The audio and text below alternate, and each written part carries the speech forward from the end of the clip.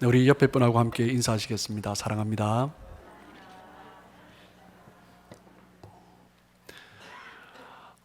유명한 설교자 중에 찰스 스펄전이라는 분이 계십니다. 또 하나님 안에서 또 얼마나 또한 신실하게 또 하나님 앞에 쓰임 받고 세워졌는지 또한 하나님의 뜻을 따라 살아간 주의 종들이 참 많습니다. 또한 제가 기억에 남는 설교 중에 The Almost Christian이라는 설교가 있습니다. almost라는 뜻은 이제 거의라는 뜻이죠. 거의지만 완전히는 아니다라는 것입니다. 그래서 almost Christian, 어떤 사람이냐? 두 주인을 섬기는 사람이 almost Christian이라는 거죠. 하나님을 섬기고 물질을 섬기는 사람, 그 사람이 almost Christian이다라고 그렇게 말을 합니다.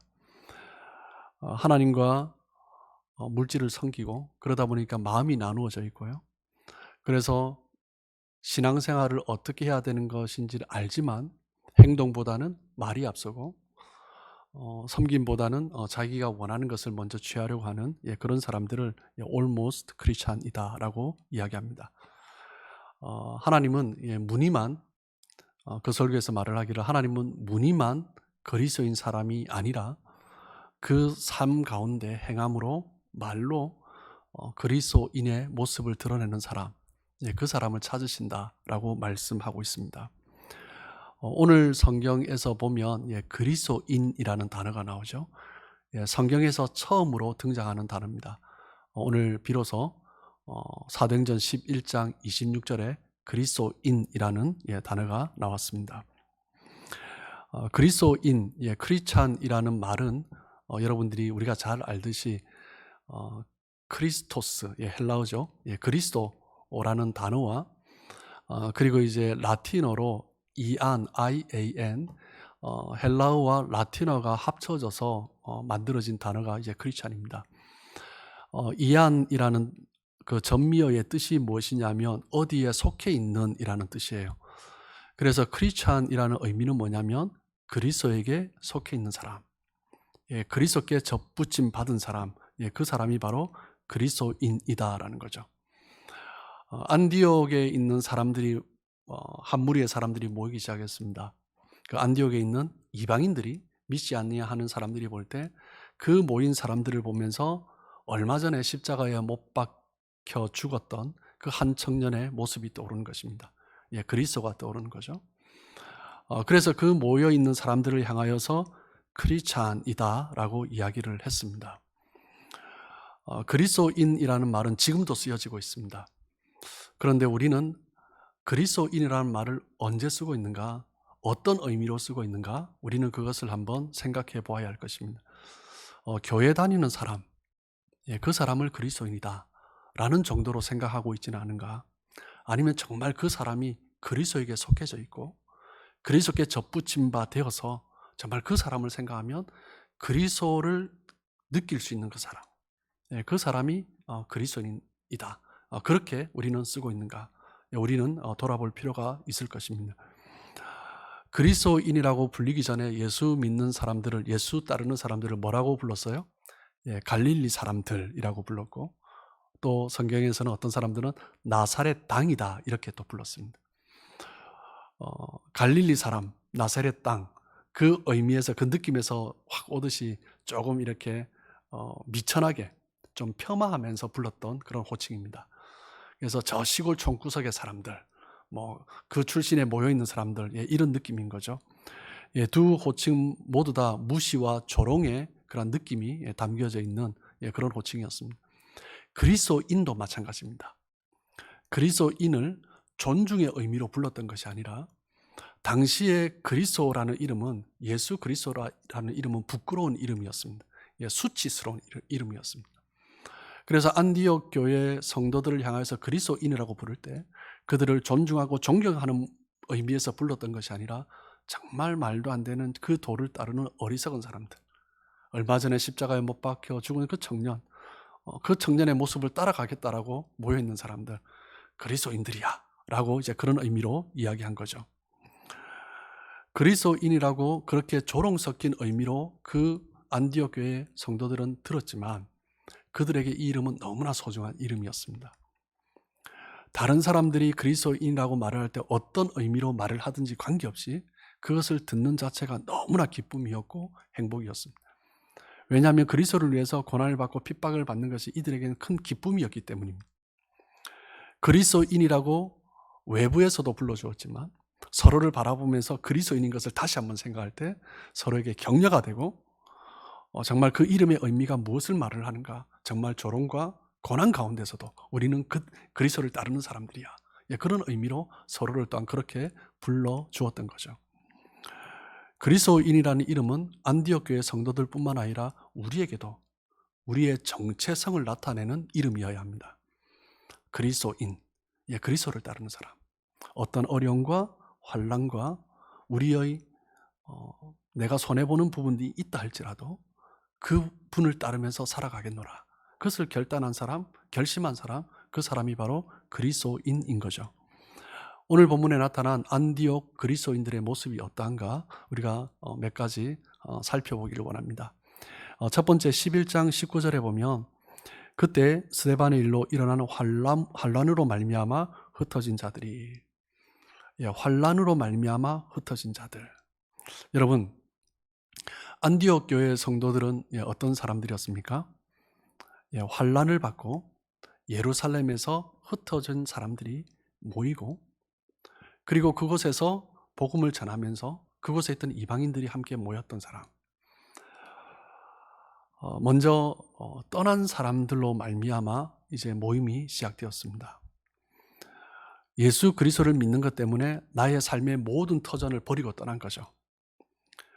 이곳에 있으면 누릴 수 있는데, 그런데 예수 믿는 것 때문에, 예수 믿는 것을 포기하면, 안 믿는 척하면 그동안 내가 누렸던 거 다 누릴 수 있는데 그 이름을 포기할 수 없어서 다 떠난 사람들입니다. 그것이 바로 그리스도인들이었습니다. 안디옥에 와서 복음을 전한 그리스도인들 뿐만 아니라 안디옥에서 그 복음을 받은 이방인 출신 그리스도인들 또한 정말 그들의 삶은 어땠을까? 말씀드렸지만 그리스도라는 이름 자체가 수치스러운 이름이었고 조롱과 멸시를 받는 이름이었습니다. 그들이 전한 그 복음을 받아들인다는 것 자체가 나도 그 조롱을 받겠다라는 것을 의미하는 거죠. 나도 그 고난의 삶에 함께 들어가겠다라는 것을 의미하는 것입니다. 이방인들인데 하나님에 대해서 모르는 사람들이었는데 그 그리스도의 복음을 받으면서 그들이 받고 있는 핍박을 나도 받겠다라는 것을 받아들인 사람들. 그 사람들이 바로 이방인 출신 안디옥의 그리스도인들이었습니다.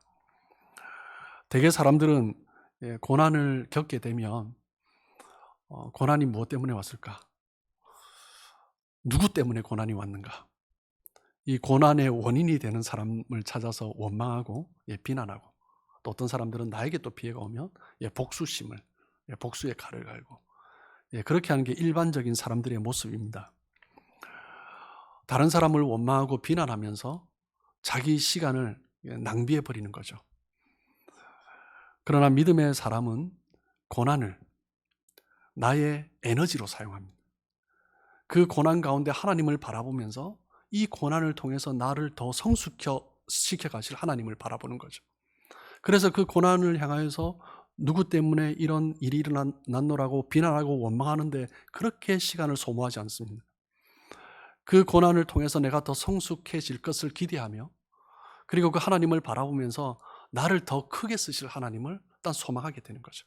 이것이 바로 그리스도인의 모습이었습니다. 그렇기 때문에 그리스도인들은요, 고난이 와도 절망하지 않습니다. 그게 그리스도인들의 모습이죠.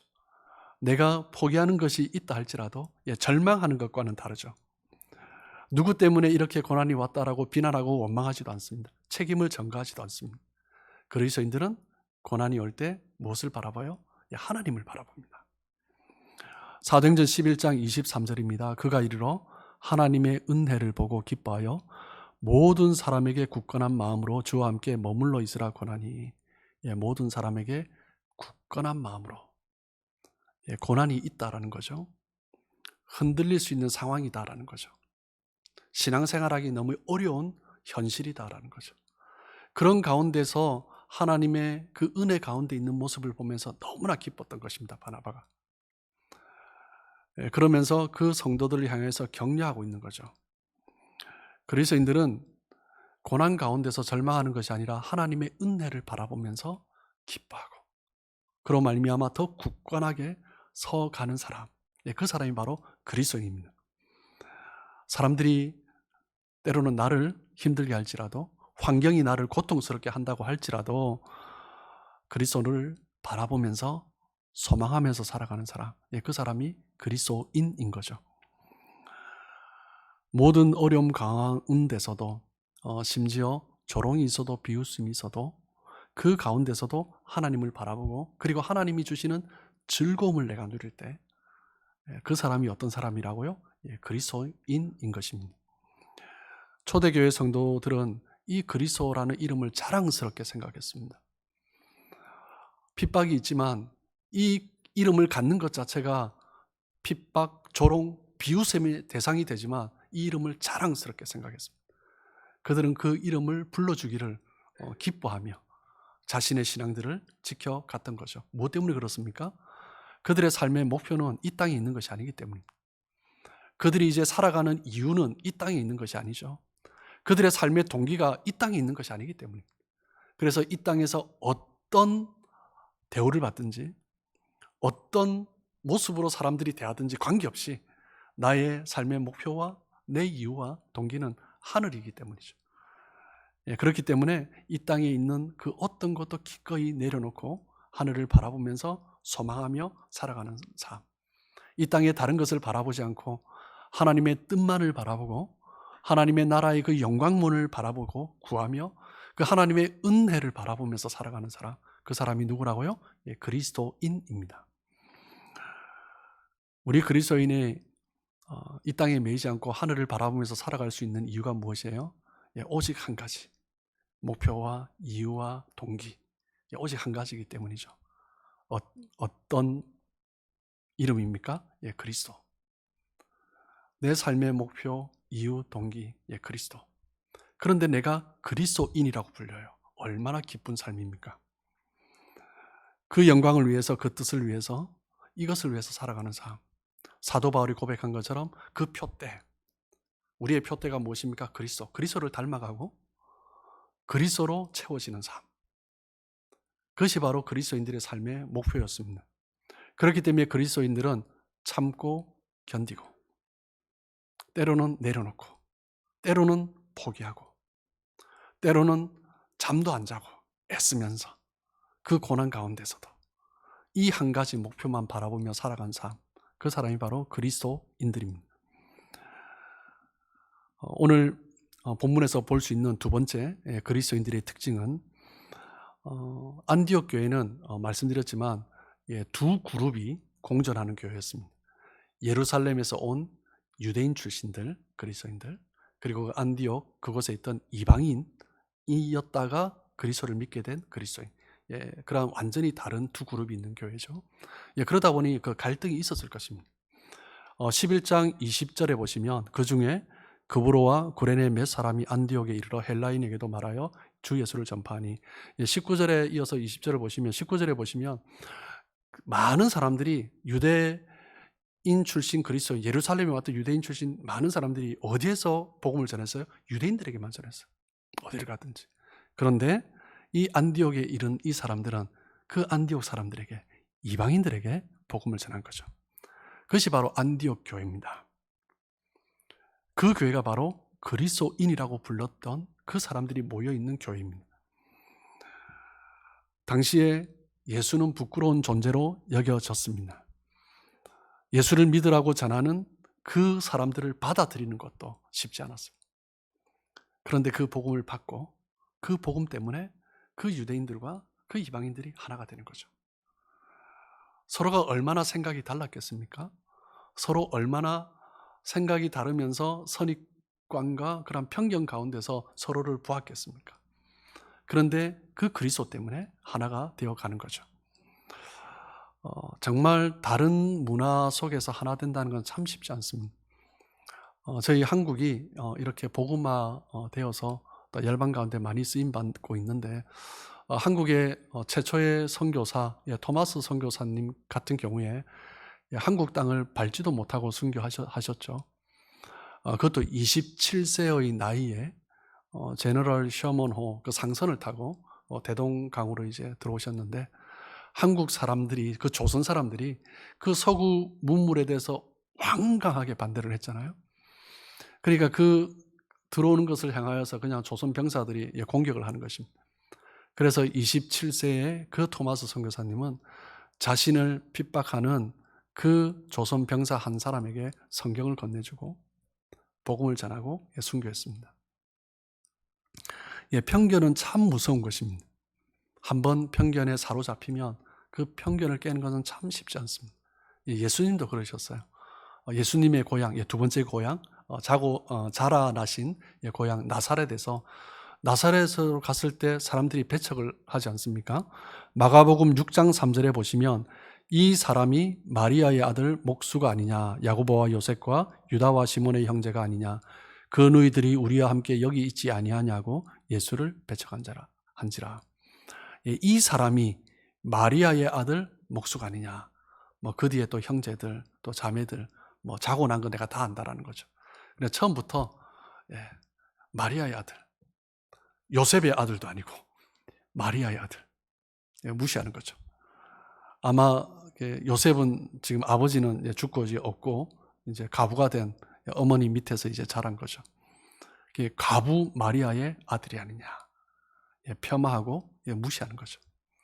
목수의 아들이 아니냐, 그냥 평범하고 비천한 존재였다라는 것이죠. 나사렛 사람들은 자기가 가지고 있던, 자기들이 생각했던 그 예수의 어린 시절에 그 편견에 사로잡혀서 그 이야기를 들어보려고도 하지 않았습니다. 편견에 사로잡히면 그런 거죠. 더 이상 들으려고 하지 않습니다. 그 사람이 이런 사람이다 하면 들으려고 하지 않습니다. 잘못된 편견에 잡혔음에도 불구하고 아닌데 그냥 그렇다라고 이미 결정해 버린 거예요. 그래서 말을 하면 들으려고 하지 않습니다. 편견은 귀를 막아버립니다. 눈을 막아버리는 거죠. 편견에 사로잡히면 이미 그냥 결정 난 것입니다. 보고 싶은 것만 보고 듣고 싶은 것만 듣게 되는 거죠. 결코 이제 자기가 이제 정해놓은 그것 외에 다른 사람의 견해를 받아들이려고 하지 않습니다. 그래서 정말 편견은 무서운 것입니다. 또 다르게 표현하면 편견이 이제 교만한 거죠. 수용하지 않는 것입니다. 내가 가진 생각이 틀렸다라는 것을 생각해 보지 않는 거죠. 어떤 사람들은 말을 하기를 편견을 콘크리트 바닥 같다 이렇게 표현한 사람이 있더라고요.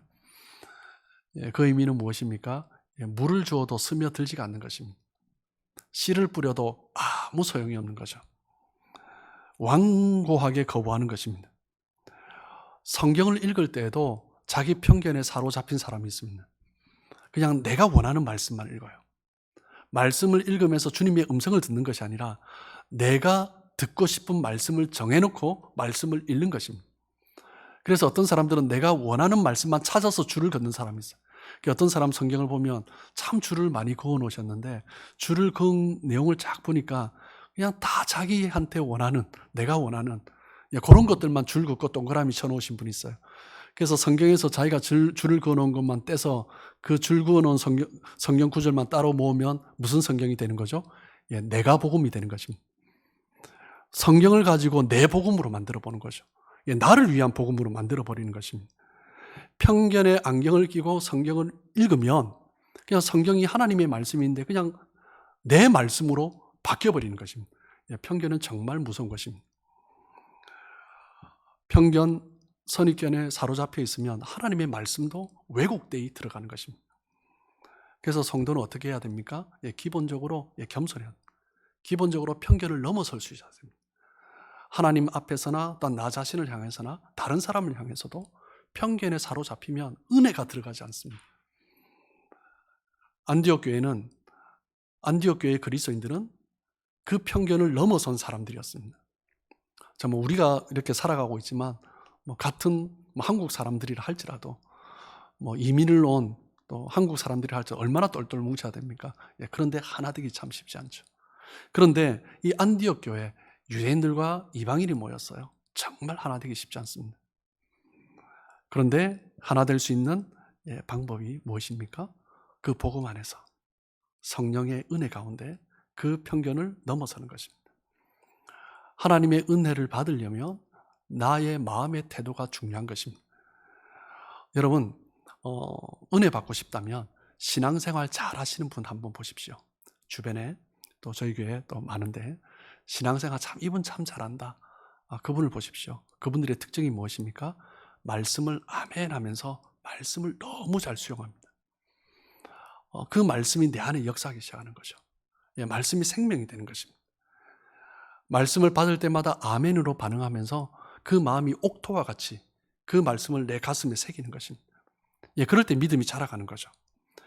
안디옥의 그리스도인들을 보면 다른 사람들을 향하여서도 편견을 넘어서는 사람들이었습니다.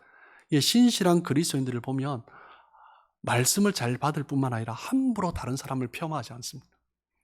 함부로 다른 사람을 비난하지 않습니다. 함부로 네가 그렇다라고 말하지 않습니다. 신실한 그리스도인은 절대 그럴 수 없습니다.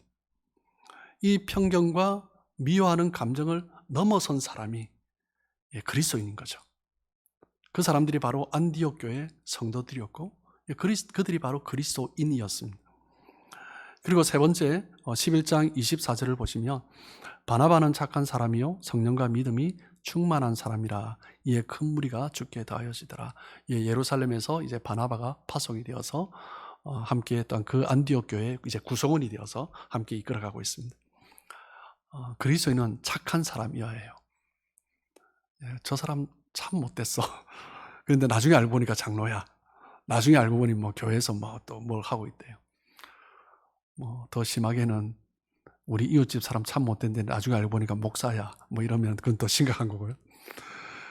그런데 착한 사람이다라는 의미는요, 우리가 그냥 생각하는 도덕적인 그런 의미를 말을 하는 것이 아닙니다. 헬라어로 아가토스, 히브리어로 토브라고 하죠. 이 착하다는 의미는 창세기 1장에 제일 많이 쓰여졌어요. 창세기 1장에 무슨 단어로 쓰여졌어요? 좋았더라. 하나님이 지으시고 좋았더라. 하나님이 지으시고 좋았더라. 사람을 지으시고 심히 좋았더라. 이 좋았더라는 의미가 토브라는 단어입니다. 그래서 착하다라는 의미는 더 정확하게 번역을 하면 선하다. 또 다른 말로 번역하면 악이 없다라는 거예요. 하나님이 지으신 그 존재의 모습 그대로 악이 관여되지 않은 그 상태가 착한 것입니다. 예수님은 우리 그리스도인들을 향하여서 악함이 없는 삶, 그리스도인으로서 우리가 어떻게 살아야 하는가, 그 삶을 소금과 빛으로 비유하셨습니다. 마태복음 5장 13절 16절을 보시면 너희는 세상의 소금이니 소금이 만일 그 맛을 잃으며 무엇으로 짜게 하리요 후에는 아무 쓸데없어 다만 밖에 버려져 사람에게 밟힐 뿐이니라. 너희는 세상의 빛이라. 산 위에 있는 동네가 숨겨지지 못할 것이요 사람이 등불을 켜서 말 아래 두지 아니하고 등경 위에 두나니 이러므로 집안 모든 사람에게 빛이 느니라. 이같이 너희 빛이 사람 앞에 비치게 하여 그들로 너희 착한 행실을 보고 하늘에 계신 너희 아버지께 영광을 돌리게 하라. 우리 그리스도인들은 착해야 된다라고 말씀하세요. 근데 그 착한 것이 어떤 삶이어야 한다고요? 소금과 빛으로 살아야 한다라고 말씀하십니다. 자, 그렇다면 여러분 소금으로 산다는 것이 무엇을 의미하죠? 우리가 잘 압니다. 그죠? 소금은 썩지 않는 거예요. 썩지 않게 하는 것입니다. 부패하지 않게 하는 것입니다. 썩는다라는 의미는 무엇이냐면 그 썩는 그 물체에 양분이 있다라는 것입니다. 양분이 있기 때문에 썩는 거예요. 그런데 아무것도 없으면 썩지 않습니다. 즉 우리가 영적으로 이것을 적용해보면 비유해보면 하나님이 주신 축복이 있다라는 거예요. 그런데 그 축복을 제대로 쓰지 않으면 부패한다라는 것입니다. 없으면 썩을 것이 없습니다. 하나님이 주신 그 힘, 그것을 잘못 사용하면 주신 그 권력을 잘못 사용하면 부패한 권력으로 사용되는 거죠. 하나님 주신 즐거움, 기쁨을 잘못 사용하면 정말 잘못된 왜곡된 쾌락으로 나타나는 것입니다. 하나님 주신 자유를 잘못 사용하면 정말 자기 자신을 더 방탕하게 방종으로 그렇게 내던져져 버리는 것입니다. 당시 이스라엘 사람들에게 소금하면 가장 먼저 생각나는 것이 사해죠. 이스라엘 백성들은 대부분의 소금을 사해에서 가져왔습니다. 그런데 문제가 무엇이냐면 그 사해에는 소금만 있는 것이 아니라 하얀데 석회 등 불순물이 섞여 있는 것입니다. 이 소금이 많아야 되는데, 정제가 잘 돼야 되는데 불순물이 섞여 있는 채로 그 소금을 가져와서 그것을 한다면 소금인 줄 알았는데 음식에 넣었는데 부패해 버리는 거죠. 너희는 소금이 되어라는 것입니다. 다른 것이 불순물이 섞여서 소금인 줄 알았는데 이 소금을 뿌리면 괜찮을 줄 알았는데 부패해 버리는 거예요. 그리스도인이 어때야 된다고요? 소금이 되어야 한다는 것입니다. 그리스도인이 이곳에 있으면 깨끗해지고 신선함을 유지해야 되는데 썩어져 가는 거예요. 무엇 때문에요? 다른 불순물이 섞여 있는 거죠. 이곳에서 말하고 행동하는 것을 정말 하나님께서 주신 그 정결함으로 나가는 것이 아니라 정말 세상의 생각과 그런 욕심과 욕망, 그것을 가지고 포장해서 이야기를 하는 것입니다. 그러면 그것은 썩기 마련인 거죠. 소금으로서 그 거룩함, 그 깨끗함을 지켜가야 하는 것이 그리스도인의 사명입니다. 우리의 욕망, 욕심을 제거하고 내려놓을 때 우리는 그때 소금으로 너희가 소금이다라고 말씀하신 그 소금으로, 그 소금의 삶을 통해서 착한 행실을 이루어갈 수 있는 거예요. 그리고 두 번째, 빛으로 살아라라고 말씀하세요. 빛으로 산다라는 것은 무엇을 의미합니까? 위선적이고 또 왜곡된 그런 삶을 살지 말아라라는 것입니다. 어둠은 무엇입니까? 어둠은 무엇을 하는지 몰라요. 자기밖에 몰라요. 그 속에서 무슨 일을 해도 모를 수 있다는 위장, 그것이 바로 어둠입니다. 거짓과 술수, 험담, 기만, 도피, 무책임, 그 모든 것들이 어둠의 증상들입니다. 빛은 무엇입니까? 이곳의 것과 이곳의 것이 그냥 같아야 됩니다. 빛 가운데 있으면 그렇죠. 그런데 어떤 사람은 그런 경우가 있어요. 여기서 말하는 것과 저기서 말하는 게 달라요. 이 사람 앞에서는 좋은 척 얘기하고 저 사람 앞에 가서 이 사람 험담을 하는 거예요. 무슨 증상이에요? 어둠의 증상입니다. 그리스도인으로서 빛으로 살아가지 못하고 있는 거죠. 이 사람 앞에서도 욕했다면 저 사람 앞에 가서도 이 사람 욕을 해야죠. 근데 이 사람한테 당신 좋다는 거 저 사람 앞에 가서는 이 사람 욕을 하는 어둠의 증상입니다. 우리가 뭔가를 건설적으로 세워가려면 물론 잘못된 것을 고쳐야죠. 그러면 이 사람 앞이든 저 사람 앞이든 동일한 말을 해야 됩니다. 그것이 빛이죠. 어둠은 그냥 감춰지는 것입니다. 여기에 있었던 말, 저기에 있었던 말 감춰지는 거죠. 이중생활하는 거죠. 거짓말을 늘어놓는 것입니다. 여러분, 그렇다면 감추며 사는 이유가 무엇일까요? 그 속에 있는 감추면서 이중생활을 하고 거짓말하는 사람들의 특징이 무엇이냐면요, 그 마음에 두려움이 있습니다. 이것이 드러나면 안 된다라는 거죠.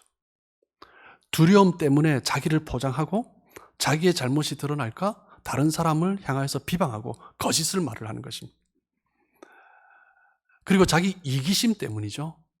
나의 이기심 때문에 내가 원하는 것을 이루기 위해서 없는 말을 지어내는 거예요. 그리고 다른 사람에게 내가 원하는 것을 이루기 위해서 다른 사람에게 거짓말을 하면서 저 사람하고 다른 의견이 있을 때 거짓말을 하는 것입니다. 그리고 교만 때문이죠. 내가 무언가를 주도권을 잡고 싶을 때 그때 거짓말하고 위선적인 행동을 하는 것입니다. 바나바는 착한 사람이었습니다. 여러분, 착하다라는 것이 무조건 네 그렇죠, 네 그러겠습니다, 네 다 받아들이고 다 수용하는 것이 아닙니다. 바나바는 우리가 잘 알듯이 신약 성경에서 가장 고집센 사람 중에 대표적인 사람, 사도 바울, 바울과도 맞짱을 뜬 사람입니다. 그 사람이 바로 바나바입니다. 온유하고 착하지만 때로는 어떻게 보면 굳이 그것까지 싸울까 하는데 마가의 문제를 두고 데리고 가느냐 마느냐, 같이 전도 여행을 했더니 너무 자기 생각만 하고 나는 못 데려가겠다, 그래도 데려가자. 그것 때문에 바나바와 바울이 다퉜잖아요. 이거는 맞고 틀린 문제는 아닌 것 같아요. 그런데 그냥 무조건 다 수용하는 것이 착하다, 그건 또 아닌 것 같습니다. 하나님이 원하시는 착함, 선함, 그것은 무조건 다 받아들이는 것이 아닙니다. 그래서 하나님의 착함 선함에 대해서 오해하는 거예요. 아무 말 없는 사람이 착한 사람이 아닙니다. 아닌 것에 대해서는 아닌 것이라고 말할 수 있는 사람. 왜? 그것은 하나님이 보시는 토부가 아니거든요. 그것은 거절해야 되죠. 여전히 어둠에 거짓에 함께하는 이유는 무엇 때문입니까? 용기가 없어서 그렇습니다. 담대하게 그것을 나타낼 건 나타내고 부딪힐 건 부딪히면서 그렇게 나가야 되는 거죠. 그것이 바로 안디옥 교회의 그리스도인 바나바의 모습이었습니다. 그리고 24절을 다시 한번 보시면 바나바는 착한 사람이요 성령과 믿음이 충만한 사람이라 이에 큰 무리가 주께 더하여지더라. 성령과 믿음이 충만했다라고 말을 하고 있습니다. 성령과 믿음이 충만했다. 성령의 사람은 내적으로 채워진 사람입니다. 성령으로 채워진 거죠. 내면이 성령의 다스림 가운데 있을 때, 성령의 다스림으로 채워져 있을 때 믿음이 충만해지는 것입니다. 내면에 내 성령이 내 안에 성령이 채워져 있는지 아니면 내가 믿음이 충만한지 자신밖에 몰라요. 자기 자신과 성령님밖에 모릅니다. 그런데 알 수 있는 방법이 있어요. 무엇이에요? 나타나는 열매로 알 수 있는 거죠. 우리가 잘 아시는 말씀 갈라디아서 5장 22절 23절 말씀. 오직 성령의 열매는 뭐예요? 사랑과 희락과 화평과 그리고 오래 참음, 자비, 양선, 또 중성, 온유, 절제. 이 9가지 성령의 열매. 이 모든 것을, 이 같은 것을 금지할 법이 없다라고 말씀하세요. 무엇 때문에요? 성령이 그 가운데 역사하면 그것이 나타나는 것을 누가 막겠어요? 막을 수가 없다라는 거예요. 성령의 열매는 반드시 성품으로 드러납니다.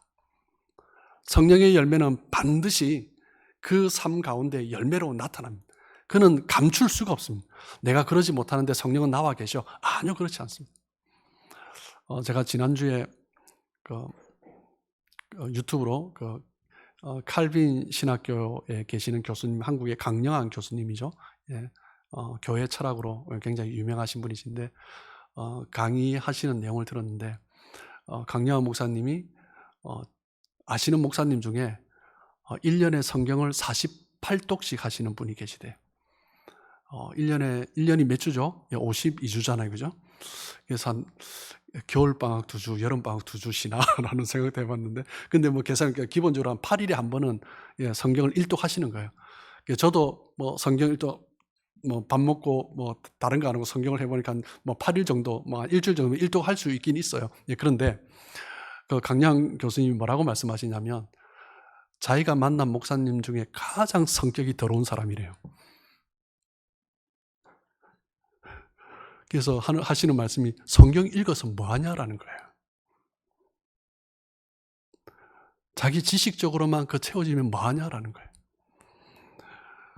성령은 무엇이에요? 그 말씀에 내가 순종하는 삶으로 나타나는 거죠. 그 순종은 자기의 성품으로 삶의 모습으로 나타나는 것입니다. 무엇으로 나타납니까? 고린도전서 13장 13절에 그런즉 믿음, 소망, 사랑 이 세 가지는 항상 있을 것인데 그 중에 제일은 사랑이라. 정말 그 삶 가운데 성령이 임했다면, 하나님의 말씀이 역사하고 있다면 정말 그 사랑의 모습으로 나타나는 거죠. 성령이 믿음이 충만한 사람은 성품으로 나타납니다. 사랑으로 열매를 맺습니다. 그리스도인의 삶은 사랑으로 드러나는 것입니다. 그리스도인의 삶은 사랑으로 열매 맺는 것입니다. 그리스도인은 그 삶이 사랑으로 결론 맺어지는 것입니다. 그리스도인은 어떤 사람입니까? 그리스도인은 사랑의 사람입니다. 진리에 순종하는 삶의 결론은 사랑인 거죠. 베드로전서 1장 22절입니다. 너희가 진리를 순종함으로 너희 영혼을 깨끗하게 하여 거짓이 없이 형제를 사랑하기에 이르렀으니 마음으로 뜨겁게 서로 사랑하라. 살아가면서 사랑하기가 쉽지 않을 때가 많이 있습니다. 그럼에도 불구하고 그리스도인은 사랑해라라고 말을 합니다. 주중에 제가 여자 성도님들과 성경 공부를 하면서 질문을 했어요. 여러분, 정말 사랑하기 쉽지 않은 대상을 만났을 때 두고 생각해도 막 이게 하여튼 그런 사람을 만났을 때 그럼에도 불구하고 우리는 사랑할 수 있습니까? 라고 하니까 이제 몇몇 분이 사랑할 수 있습니다. 사랑할 수 있습니다. 라고 말씀해 주셨어요. 아멘. 예, 그리스도인은 사랑할 수 있습니다. 그 그리스도의 복음을 경험하지 못한 사람은 이해가 안 돼요. 그런데 그리스도의 복음을 경험한 사람은 정말 사랑하기 힘든 말을 했던 사람이라 할지라도, 행동을 했던 사람이라도 사랑할 수 있습니다. 그것이 그리스도인이기 때문입니다. 그래도 사랑하라라고 하나님이 말씀하셨기 때문입니다. 그래도 하나님이 나를 사랑해 주셨기 때문입니다. 사랑받을 수 없는 존재를 하나님이 사랑해 주셨기 때문에 그 사랑을 경험한 사람은요, 사랑할 수 있습니다. 요한복음 13장 34절, 34절, 35절입니다. 새 계명을 너희에게 주노니 서로 사랑하라. 내가 너희를 사랑한 것 같이 너희도 서로 사랑하라. 너희가 서로 사랑하면 이로써 모든 사람이 너희가 내 제자인 줄 알리라. 여러분, 그리스도인의 정체성은 무엇입니까? 사랑입니다. 첫 번째 그리스도인이라고 불림을 받았던 사람들, 안디옥 교회 그리스도인들의 모습입니다. 그들은 모든 것을 내려놓고 가서 복음을 전하고 그것을 받으면 이 땅에서 어떤 삶이 있을 것이라고 알면서도 그 복음을 받았던 사람들입니다. 무엇 때문에요? 하늘을 소망하면서 살아갔던 사람들이기 때문이죠. 그리고 그들은 전혀 다른 사람들이 모였어요. 그럼에도 불구하고 그 복음 때문에 편견을, 서로에 대한 오해를, 선입관을 넘어선 사람들이었습니다. 그것이 그리스도인입니다. 그리고 그리스도인은 어떤 사람입니까? 자신의 삶 가운데 착함, 선함, 빛과 소금으로서의 그 하나님의 선함이 드러나는 사람, 그 사람이 바로 그리스도인입니다. 그리고 그리스도인은 어떤 사람이에요? 성령과 믿음이 충만한 사람, 그로 말미암아 사랑으로 열매 맺는 사람, 그 사람이 바로 그리스도인입니다. 우리 사랑하는 성도 여러분, 저와 여러분이 모두가 하나님께서 기뻐하시는, 하나님 찾으시는 그리스도인으로 살아가시길 주님의 이름으로 축복합니다.